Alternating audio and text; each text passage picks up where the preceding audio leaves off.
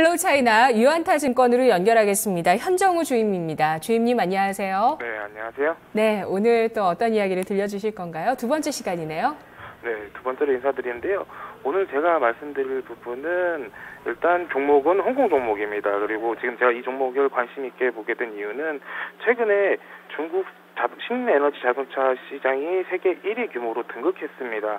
특히 중국 신에너지 자동차 산업의 경우에는 중국에서 환경보호 산업이 국가적 차원의 전력 산업으로 부상한 가운데 친환경 자동차 육성을 위한 각종 정책을 쏟아내고 있는데요.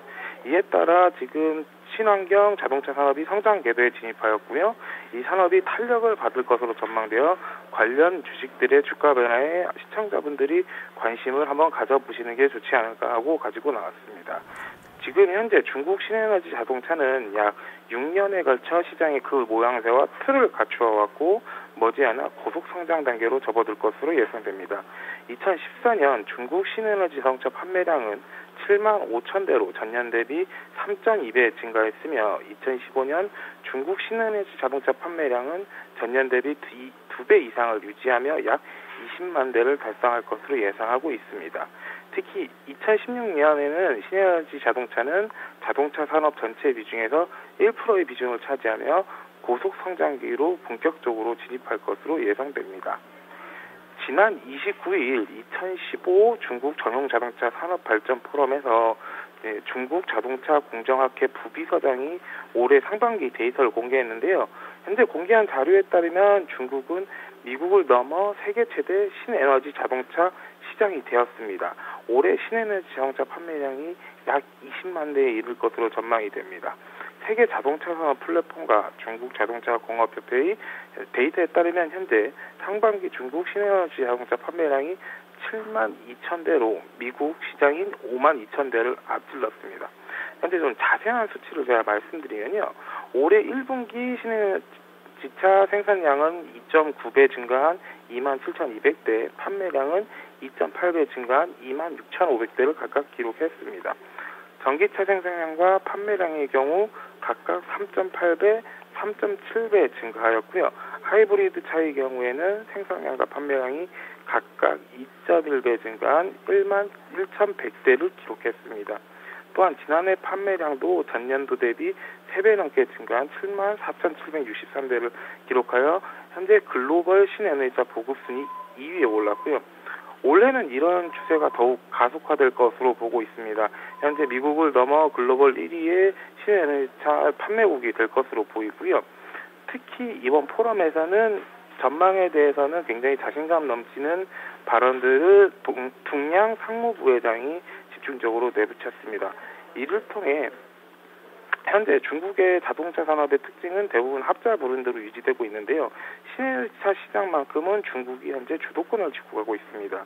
특히 현재 BYD라든가 칠우이, 중타이, 상하이 자동차, 베이징 자동차 신에너지 등 중국의 본토 메이커들이 신에너지차 개발에 힘을 쏟고 있고요.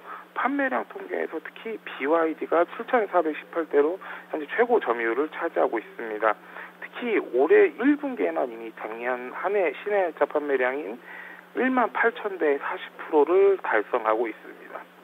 여기에 맞춰가지고 중국 정부 정책 지원도 파격적으로 가고 있는데요. 현재 개발 및 보급에 지속적으로 지원을 하고 있습니다. 중국 국무원이 발표한 에너지 절약 및 신에너지차 사업 발전 규약에 보면 2015년까지 전기차와 플러그인 하이브리드차 누적 생산 판매량을 50만 대로요. 2020년에는 500만 대까지 달성하겠다는 목표를 명시하고 있습니다. 특히 중국은 지난 2014년 이후 중앙정부 및 지방정부의 재정 보조금 이외에도 대중교통 차량의 신에너지차 30%를 의무 구입시켰고요. 차량 구입세를 면제시켜주며 이를 통해서 다양한 신에너지차 육상 정책을 내놓고 있습니다. 또한 각 시범도시를 선정해가지고 시범도시에서 보조금을 지원하고 차량 번호판을 무상으로 지원하고 도로세 등을 면제를 해주고 있습니다. 특히 베이징, 청두 등에서는 현재 차량 통행을 제한을 하고 있는데 이 도시에서는 전기 자동차에 한해서만은 차량 통행을 허용하고 자동차 번호판을 별도로 추첨하게 해주는 등 지원 정책을 잇따라 발표하고 있습니다. 그래서 저는 오늘 말씀드릴 종목은 BYD라고 현재 비아덕이라고도 많이 알고 있습니다. 현재 자동차 업체 중에서 유일하게 배터리, 모터, 전기차 등 신에너지 핵심 산업 체인을 독점 장악하고 있는 기업으로 중국의 전기차 시대에 가장 관심 있게 지켜봐야 할 종목으로 저게 생각하고 있습니다. 현재 동사의 신에너지 자동차 제품에 대한 계획을 좀 살펴보면 향후 신에너지 세단, SUV 등 승용차 시장에 대거 진입할 예정이며 앞선 기술력으로 남다른 승차감을 제공하는 제품을 지속적으로 만들어 소비자들 시장을 확대하고 있습니다. 이 BYD 같은 경우에는 향후 전기자동차 산업 발전의 최대 수혜주가 될 걸로 예상되고요. 지금 최근 3년 동안 이 회사가 재무적으로 조금 어려운 시간을 겪었습니다. 하지만 이 3년이라는 시간을 잘 견뎌냈고요. 올해 여기서 모집한 자금을 통해서 현재 추가적으로 투자를 진행하고 있고 전통적인 자동차 및 휴대폰 산업도 회복세를 나타내고 있어서 비아적 신에너지 자동차 제품이 주목받게 되면 실적과 평가 면에서 모두 괄목할 만한 성과가 나오지 않을까 생각하고 있습니다. 거기다가 현재 지금 중국에서 다음 5년을 준비하는 13차 5개년 기획이라고 있습니다. 16년부터 2020년까지 5년 동안 중국 경제 발전 방향을 결정하게 되는데 여기에 약 55명의 자문단이 참여하게 됩니다. 주요 정부 부처와 경제학자 등 전문가들로 구성이 되는데요. 이 기획의 핵심 자문단에 기업인이 딱 4명 포함되어 있습니다. 그중에 민영기업으로는 유일하게 BYD의 왕춘푸 사장이 성전되어 있기 때문에 중국 신에너지 자동차 산업 주요 정책에서도 같이 선도할 수 있지 않을까 생각합니다. 네. 자, 이 비아적이라는 기업, 워런 버핏이 투자한 기업으로 상당히 유명합니다. 중국의 전기차 업체고요. 그동안 헬로차이나에서는 전기버스, 통버스는 여러 번 다룬 적이 있는데 비아적, BYD는 처음으로 다뤄보게 됩니다. 그 정부 정책상으로 올해 대비해서 그러니까 향후 5년 사이 8배 전기차가 중국 내에서 더 많이 다니게 된다. 그러니까 8만 대에서 68만 대까지 늘어난다라는 계획을 갖고 있는데, 보조금뿐만 아니라 통행할 때도 세금을 좀 면제를 해주고, 번호판도 추첨을 해주고요. 여러 가지 지원이 있네요. 네. 이 비아적이라는 기업, 왕찬푸 회장인데요. 현재 올해 나이로, 우리 나이로 50살 되셨고요. 50 되셨고, 회장 BYD에 취임한 게 30살 때예요. 그러니까 1995년부터 BYD라는 기업을, 그러니까 창업을 한 것 같아요. 그러니까 네, 어떻게 이 기업이 시작됐나요? 네, 이 왕찬푸 회장 같은 경우는 BYD를 처음에 배터리 업체로 시작을 했고요. 실질적으로 뒤에도 자세한 설명을 드리겠습니다만은 중국이라는 업체 특성상 어느 정도 모방이나 이런 부분에서 어느 정도 다운 리스크가 있는데 이 업체 같은 경우는 지속적으로 기술 개발에 투자를 한 회사입니다. 그래서 확실히 R&D 부분에서나 기술력에서는 뛰어난 회사라고 말씀드릴 수 있을 것 같습니다. 네, 그러니까 배터리로 시작을 했고요. 그리고 계속 얘기를 쭉 이어가 주시면 됩니다, 주임님. 네. 조금 힘드신가요? 앞으로 기에서 좀 많이 얘기를 하셔가지고. 비아적에 대해서 제가 한번 말씀을 드리겠습니다. 네. 현재 BYD는 모바일 배터리 제작업체로 시작을 했습니다. 그리고 현재는 중국에서 가장 큰 전기차 제조업체로도 성장했거든요. 지금 승용차부터 버스 및 상용차까지 배터리와 전기 모터를 이용한 하이브리드 및 전기차를 내놓으면서 시장을 선도하고 있습니다. 잠깐 말씀드렸듯이 과거 대부분 중국차가 좀 그랬습니다. 많은 분들이 인식이 짝퉁차, 모방차 이런 말도 있는데 BYD 같은 경우에도 2000년대 중후반까지는 일명 짝퉁차라 불렸습니다. 하지만 이후 BYD는 자체적으로 디자인을 단순히 모방할지라도 독보적 배터리 기술을 갖고 있었고 이를 통해 오히려 유명한 브랜드 저희가 알고 있는 벤츠라든가 다임러로도 수출을 하면서 배터리 제조업체의 제품을 납부받아 사용하고 있거든요. 거기에도 지속적으로 제품을 제공하는 등 잠재력은 지금 가늠하기 힘들 정도로 무궁무진하다고 평가할 수 있습니다. 즉, 이 BYD 같은 경우에는 끊임없는 기술 개발을 통해서 세계적 기업으로 성장하게 되었습니다. 이 BYD는 잠깐 말씀드렸듯이 저품질이라는 중국 제품에 대한 인식을 개선시키기 위해 왕춘푸 회장이 지속적으로 대규모 투자를 단행했습니다. 빠른 시간에 자체 핵심 기술을 보유했고요. 2000년에는 모토로라의 리튬 배터리 공급 업체가 되었고 2001년에는 세계 배터리 시장에서 시장 점유율 세계 4위 기업으로 도약했으며 니켈 카드뮴 전지와 니켈 수소 전지 시장에서도 각각 2위와 3위에 오르게 되었습니다. 그리고 그 후년 2002년에는 홍콩 증시에 상장을 하고요. 2003년에 자동차 산업에 진출하게 되면서 현재 BYD의 모습을 갖추게 되었습니다. 이를 통해서 BYD는 현재 충전 배터리 사업에서는 중국 1위 그리고 세계 2위라는 위치를 공고하게 되었고요. 현재 아까 앵커님이 잠깐 말씀하셨는데 BYD 투자의 매력적인 부분 중 하나가 워렌 버핏이 투자했다는 겁니다. BYD에 약 18억 홍콩 달러, 우리나라 돈은 약 2,500억 원 정도를 투자를 했고요. 여기서 워렌 버핏이 투자했다는 것은 단순한 그 중국 자동차 시장의 확대가 아닌 그 BYD의 현재 기술력과 향후 시장을 선도할 수 있는 기업으로서 낙점받은 것이라고 생각합니다. 이 워렌 버핏 같은 경우는 시장을 선도할 수 있는 기업을 굉장히 좋아하기 때문에 오히려 이게 BYD가 시장을 선도할 수 있다는 반증이 아닌가 생각하고요. 실질적으로 최근에는 메리세데스 벤츠에서 BYD와 제휴를 맺고 전기차를 개발 중에 있습니다. 현재 전기차를 개발 중에 있고요. 이게 내년에 내년에 출시될 예정입니다. 이 차 역시 실질적으로 BYD가 한 단계 더 도약하는 계기가 될 걸로 보고요. 현재 매출은 자동차 및 관련 부품에서 50% 그리고 45%가 IT 부품 및 휴대폰 배터리 부분에서 나오고 있습니다. 매출 구성을 좀 보시면 이제 2014년에는 현재 신재생 에너지 자동차 산업의 성장과 휴대폰, 금속 부품 및 ODM 산업이 성장함에 따라 지속적으로 매출 성장을 실현할 걸로 보고 있고요.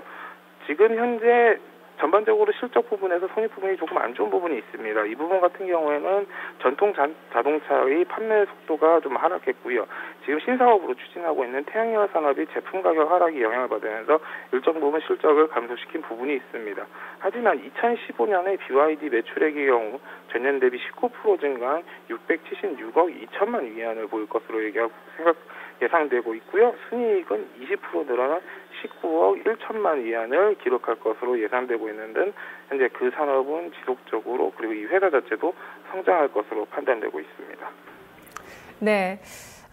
이 왕찬푸 회장이 어릴 때 부모님을 여의고, 어릴 때 이제 부모님을 한꺼번에는 모르겠지만 어쨌든 부모님을 다 여의고, 좀 생활이 어려웠다고 하는데요. 근데 정말 대단한 성공 스토리를 그린 회장이네요. 기업인이네요. 이 중국 자체가 사실 세계 1위의 인구를 가지고 있고, 면적도 4위의 면적을 갖고 있는 나라인데, 정말 그 동안에 많은 성장을 했고요. 그에 따라서 많은 이런 큰 기업들이 탄생합니다. 벤츠와 또 협력해서 전기차를 개발하고 있다는 소식도 또 새롭게 들리는데요. 자, 그렇다면 이 비아적과 비교할 수 있는 기업 테슬라일 것 같아요. 진짜 누가 앞으로 이 전기차 시장을 주도하게 될까요? 어떻게 비교를 해볼까요? 네, 일단 비아적과 테슬라 유사한 점이 좀 많이 있습니다.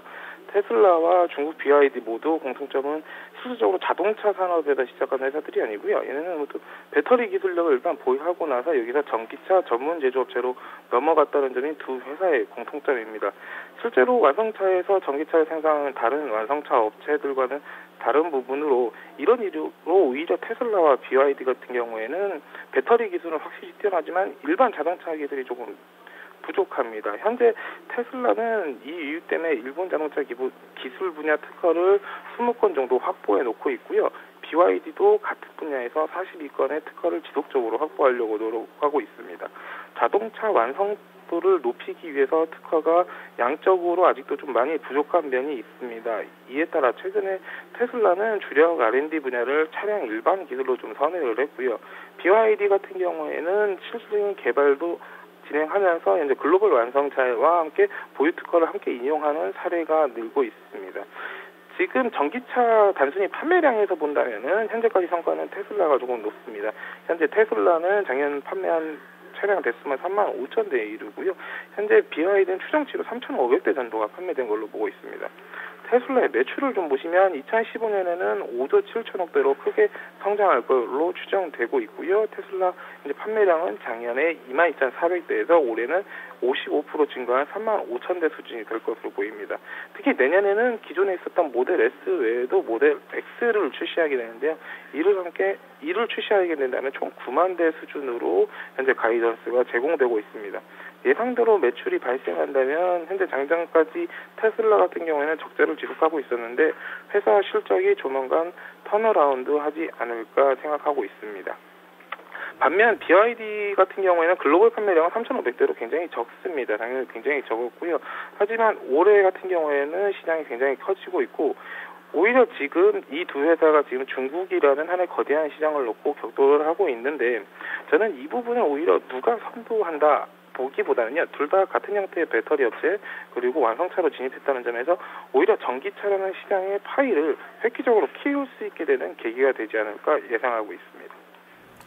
네.